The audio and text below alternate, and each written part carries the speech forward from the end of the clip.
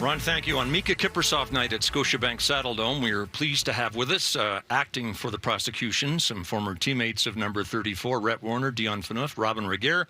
And Miikka has decided to act in his own defense, and that's dangerous. And Ryan Leslie's with us to keep After Hours on the rails tonight, or send it sideways, whichever comes first. Ryan, begin the proceedings. Miikka, let's just start with the beginning of the night. I wonder, as you were watching 34 get raised, and as you take in everything, who or what were you thinking about, and maybe just the emotions you were feeling? Actually, my head was kind of empty. Like, you know, I used to watch those names up there, like, before game and get pumped up and stuff like that. But tonight it was just enjoying it, like, enjoying the noise and seeing that number go up. So not too many thoughts. And to have your family there, too. So special, no doubt. Oh, yeah, it was a special night for sure.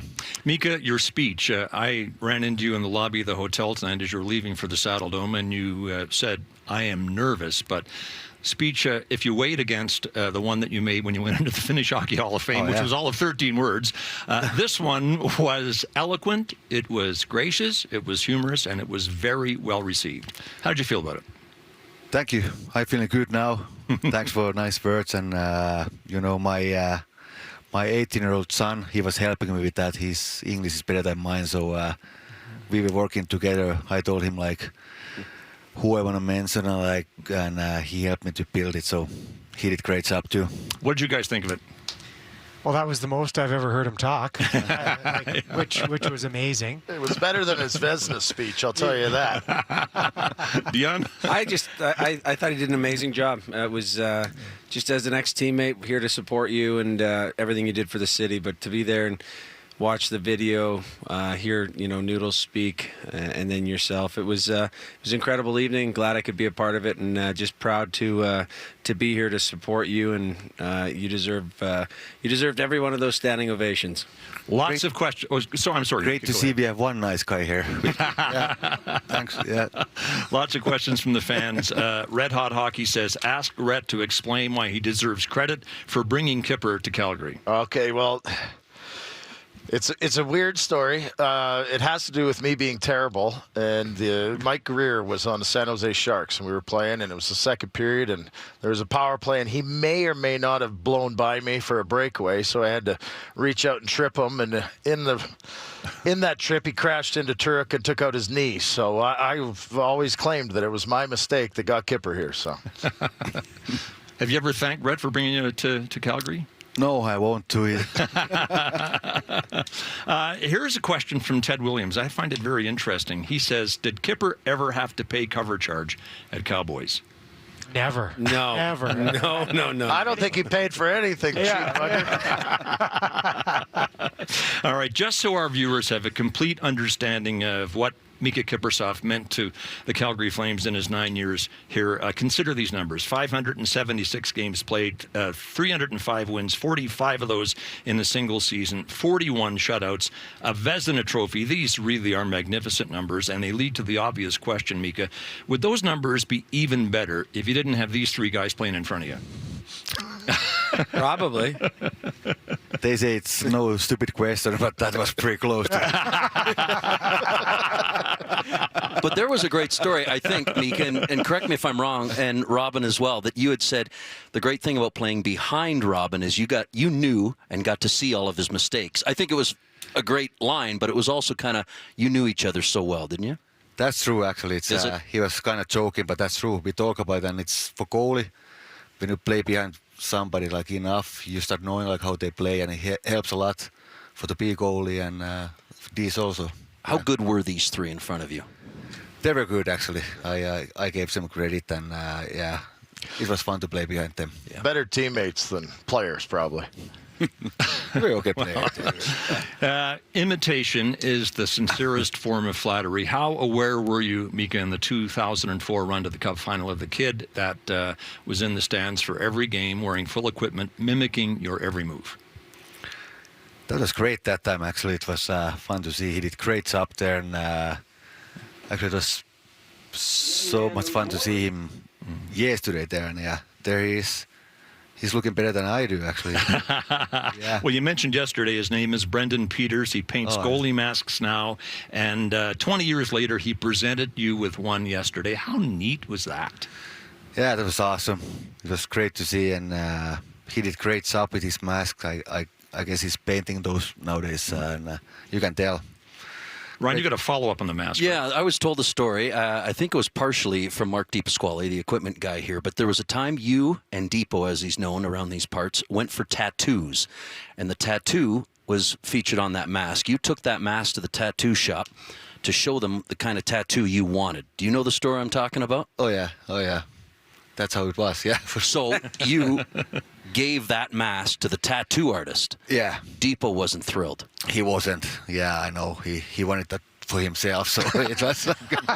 Yeah, it was the skull tattoo and the skull mask, and you said to the artist, or she said to you, "I really like that mask," and you just gave it to her, and he was losing it because that was the one that you had. Yeah, but I was so happy with tattoos, so I was glad to do it. But like you said, Depot didn't like it at all. For sure.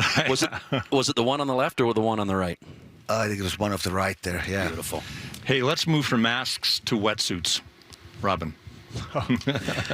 I wouldn't have believed it if I didn't see it. But yeah, the first outdoor game that a lot of us were involved in actually was at McMahon, and we knew it was going to be cold going in. Seeing the forecast, like I think it was -20 plus, there was pretty good wind, and yeah, Kipper decides to come up with a brilliant idea, or maybe Depot put it in your head somehow. But Kipper actually wore a full wetsuit for the practice the day before, and those things don't breathe. No, exactly. And I tried to tell him that as he made the decision, and then I looked back like halfway through practice, and his face was just red. And I said, "Kipper, how's it going?" He's like, "Oh, it's not good. This is a terrible idea." So I had a really good laugh about that. And back to the tattoo one, I do remember you showed up the one day with the covering of it because you just had it done, and then you had to get your goalie gear on too, and that was like, this doesn't feel very good at all. Trying to make saves with a new tattoo under there. Yeah. Miikka, we got to ask you about your family. Your sons Aro and Oscar both with you for this week in Calgary. Aro's 18, so he has obviously some memories of you playing here, but Oscar wouldn't have any because he was born in Calgary the year you retired. So this week he has got a full frontal example of what you meant to the people of Calgary and to the Calgary Flames. Has he said anything to you about what he's learned about his father?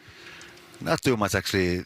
Like he's so happy to be here though, because he's our family's only Canadian person. He came in here with his Canadian passport, and he told us to go different line on the airport, like it.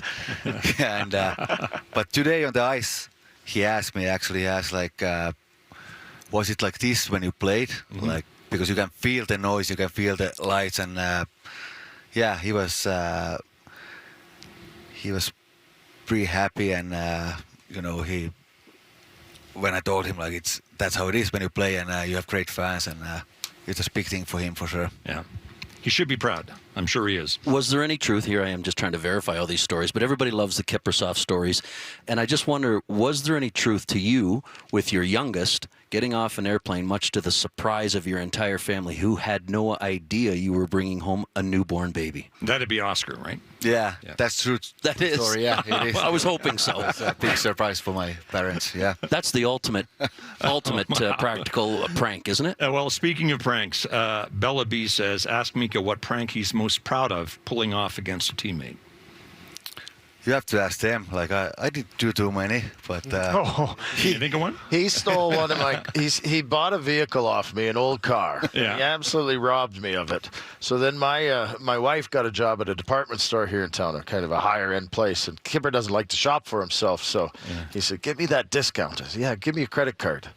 So we ran the tab up pretty high on him. He still has a few watches and stuff. So yeah, spend freely is what I told my wife. You got some prank intel, don't you, Mark? Well, there was one, Dion, and I don't know, we're going to get a little bit of trouble with this, but it's after hours, so why not? At one point, when you would fall asleep on the plane, and there was a little bit of a rumor that maybe he'd tuck a cigarette behind the ear just to let everybody know he had been there. Is that how you recall it? I think that might be true. Yeah. Yes. Yeah. He was a really nice guy to sit in front of. Just hanging out on the plane and a dart hanging out of your ear. Yeah, that was. Kipper, how about when the goalie coach went in for practice because you weren't practicing, and so he wasn't practicing. So he comes out at the end of practice. Usually guys take some shots and things like that. He comes out, sits on the bench, and starts saying to the guys, "Okay, I'll give you $20 whoever hits the goalie coach in the head." Like every time. Like, and he just starts. Well, of course we started going for it. And Rhett, you used to have some pretty good get-togethers, and was there one about the idea of the power going out?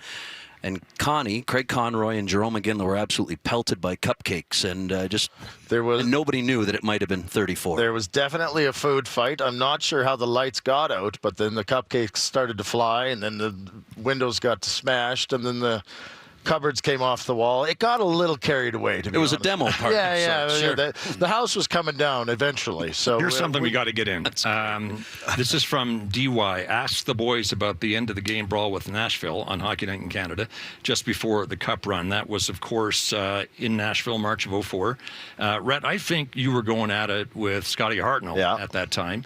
So you're well qualified to take us through Miikka being called to battle here.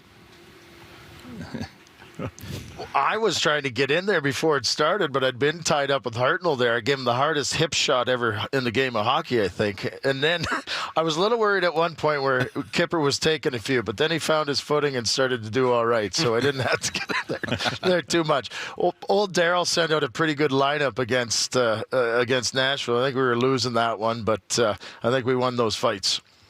And the postscript of this story is that, a year later, Miikka, you're riding the bike and you see the news come across a crawl on TV that Thomas Vokoun's been diagnosed with blood clots, and you yell out to David Marcoux, then the goaltending coach, "You see, I told you I won that fight."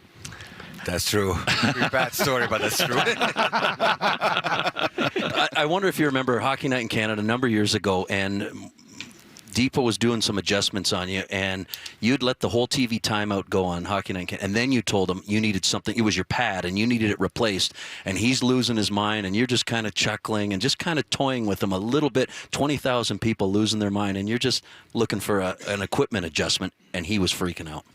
Yeah, I did some things with Tipo. He's a great guy, good friend of mine, and he was pretty easy to get rattled there too. So I always did something for him for sure. Mark DiPasquale, he's been right there for so many of you guys. Noah Adler asks, your favorite moment or one moment that stands out in particular for you as a Flame? Of course, it's that, when I came here and that first season that run we did. And, But after that, it's so many good memories. Like, it's so many good teammates, good teams, and so much fun. So it's hard to pick any after that. So number 34 hangs from the rafters in Calgary now, and that cements your place in Flames history as one of the great goaltenders ever to play here. What's it mean to you to join Jerome McGinley, Lanny McDonald, and Mike Vernon in that honor? It means a lot. It's a huge honor for me, of course. It's I don't know. It's I guess it's biggest honor you can get as a player, and I hope these guys feel it like it's for them too. Like it's these guys, they help me out so much, and they are here with me tonight. They were with me there when I was playing, so hopefully they feel this is their night also. Here's something that someone dug up today. It comes from the Twitter accounts In the Dome, and he says people outside of Calgary don't know just how elite Kipper was, and I'm not sure if you guys feel that or not, but how about this stat he's come up with? Over his career from 2003 to 13 here, he led all goalies in wins, more than Brodeur, Luongo, Lundqvist over that time span, and those three are all in the Hockey Hall of Fame. So next stop for you, Hockey Hall of Fame. What do you think, boys? Well, I hope so. I think it speaks to a couple different things. First of all, his durability. Like those seven seasons of 70-plus games was truly impressive. But not just that, but the high level of competition and performance that he was playing at. Like look at the stats. So I think it's truly very impressive. Yeah, I think I think he deserves to be there. I think Robyn just stated the durability, and that's what really impressed me, especially the longer you're around the league and you've played with different goalies, etc. But the amount of games that he could play and be good, and his consistency with his numbers was it was something that's very impressive, and I think he deserves to be there. Lanny McDonald will be watching. Come on, Lanny. Pull some strings here. For us. Let's make this happen. That's a great shout out. Rhett, before we go, we should mention the podcast that you do. It's called The Barn Burner, and you're on it with Boomer and Pinder. I guess you get that. You listened to that back in Finland? Actually, I do. We talked about it. Oh, you do? We talked about it last time I was here. Well, thanks for coming on. Yeah. It's, no, I won't, but I like it though. Yeah, pretty good. Yeah. I guess the final question should be, how closely do you follow the Flames back home? I watch the scores. Morning and week I watch what was score and watch the game maybe once a while. I'm not watching every game, but I follow. I know what's happening in the NHL for sure. Last one from me, Yeah. Miikka, and that is just the relationship you had with the fan base here. And I think you acknowledged it pretty well in your speech tonight. But just how do you describe that relationship with a city, a community, and a fan base that absolutely loved you and embraced you? What's the message to them?